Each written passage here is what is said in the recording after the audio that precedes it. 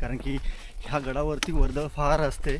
शनिवार रविवारची मुंबईचे ट्रेकर असतील, पुण्याचे असतील, त्यामुळं सो त्या हॉटेलपासून आपण सुरुवात केली आणि हॉटेलच्या लेफ्ट बाजूने म्हणजे चालू झालेली ही कच्ची पायवाटी की नाही आपल्याला थेट त्या भैरवगडाच्या पायथ्याला घेऊन जाते. म्हणजे तिथून आपण क्लाइंब चालू करू.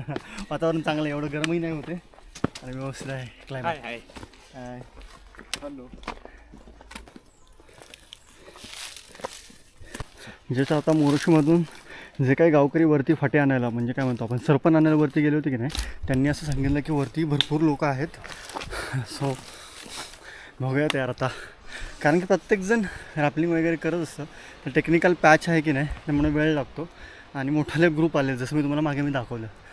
सो प्लॅन बी असा आहे आपल्याला मेन करायची ते भिलिनीची पूल. ओके, सो इफ सपोज तिकडे भैरवगडावरती खूप जास्त गर्दी असेल तर आपण तो स्किप पण करूया.